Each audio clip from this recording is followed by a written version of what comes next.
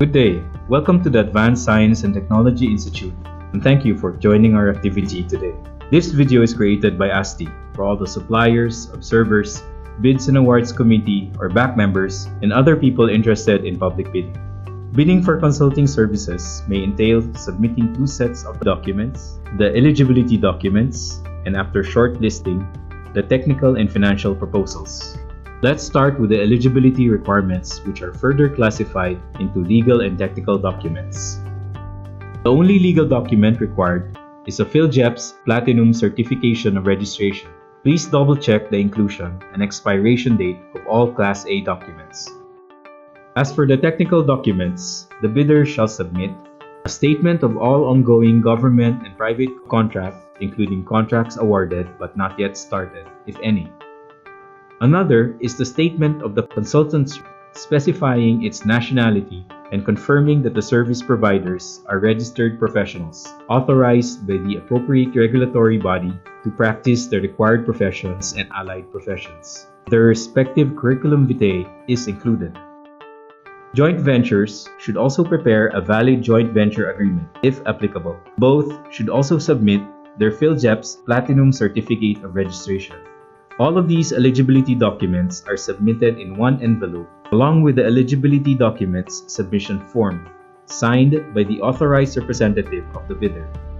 The envelopes, both original and the copies, are marked as Original - Eligibility Documents or Copy Number 1 - Eligibility Documents, and must contain the name of the contract to be bid in capital letters, name and address of the bidder in capital letters, be addressed to the procuring entity's back chairperson, bear the specific identification of the project indicated in the eligibility datasheet or EDS, and bear a warning of "Do not open before," then the date and time scheduled for the opening of eligibility documents. The back will evaluate each bidder's submission against a checklist of requirements. The non-discretionary rule of pass or fail criteria shall be followed. If the bid contains the required document, it shall be rated passed for that particular requirement. Otherwise, it shall be considered failed. The bidder with complete requirements will be marked as eligible to participate in the bidding. After the back has issued the notice of eligibility and shortlisting, shortlisted prospective bidders shall submit another set of bidding documents, namely the technical and financial proposals.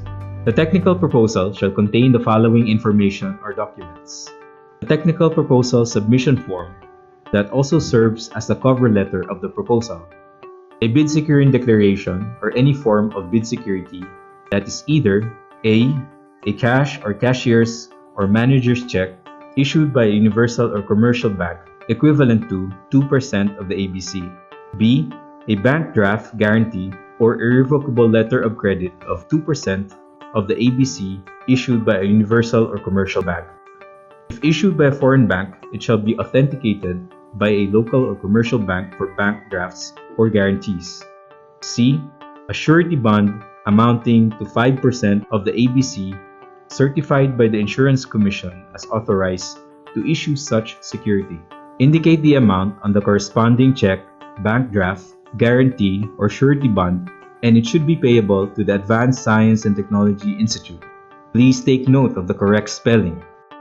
The following information needed in the technical proposal forms, such as a brief description of the organization, an outline of recent experience of the consultant on projects of a similar and related nature, comments and suggestions of the consultant on the terms of reference, if any, a concise, complete, and logical description of how the consultant's team will carry out the services indicated in the TOR, an organization chart of key and supporting staff and their project tasks, a curriculum vitae or CV of each nominated expert with a certification that the contents of the CV are true and professionals will work on the project, a time schedule, and a bar chart showing the work plan. And finally, include in the envelope an omnibus sworn statement. Please take note that the technical proposal should not include financial information. The bidders must comply with the estimated number of professional staff months specified in the BDS.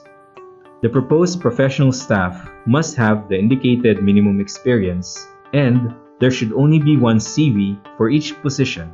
Thus, alternative professional staff for the positions is not allowed.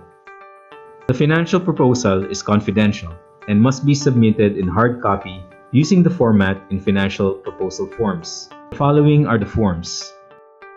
1. The financial submission form that will serve as the covering letter. 2. Summary of cost. 3. Breakdown of price per activity. 4. Breakdown of remuneration per activity. 5. Reimbursables per activity, and 6. Miscellaneous expenses. After completing the two proposals, prepare two envelopes. One for the technical proposal marked Original - Technical Proposal, and one for the financial proposal marked Original - Financial Proposal. Enclose them in one more envelope marked Original Bid. Also, provide a number of copies as stated in the BDS and mark them Copy Number 1 - Technical Proposal and Copy Number 1 - Financial Proposal, respectively, and also enclose them in another envelope marked Copy Number 1.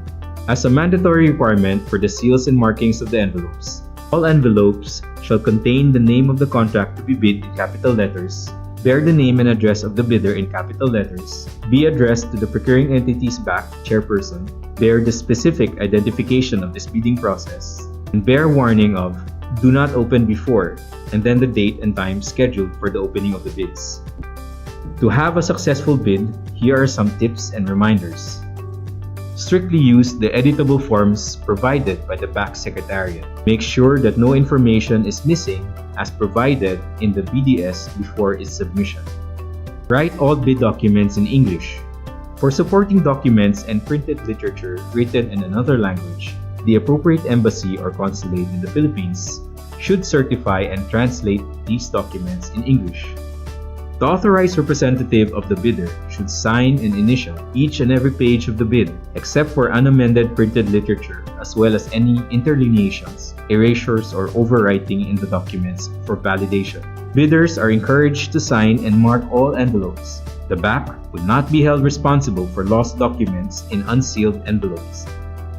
The bidder or its official representative, as signified through an endorsement letter with a photocopy of his ID, shall pay the bid docs fee and deliver the bidding documents on or before the deadline as stated in the BDS. Submitted documents will be accepted by the back secretariat, and the same will take note of any physical and external defect on the submitted envelopes. Said notes shall be acknowledged by the bidder or its representative by signing the acknowledgement form. The potential bidders are encouraged to ask questions immediately during the pre-bid conference, or any time within 10 calendar days before the deadline of submission of the bids, through a formal letter addressed to the back secretariat, which can be sent through post or email. Please take note that the questions asked during the pre-bid conference should still be asked via email so that the back secretariat can issue a formal reply and include updates in a supplemental bid bulletin, which will be issued at least 7 calendar days before the deadline of submission of the bids. In case the bidder missed the pre-bid conference, he is still allowed to submit a bid and ask for any clarifications via email. However, if he chose not to ask clarifications, the bidder is responsible in complying with any announcements, updates, changes, or additional requirements mentioned by the back during the pre-bid conference and supplemental bid bulletin. End user and back may request other requirements apart from the previously said documents. These requirements are included in the BDS of the bid docs. Make sure to read and review all the requirements in ASTI's specific bid docs and not on other government agencies' bid docs.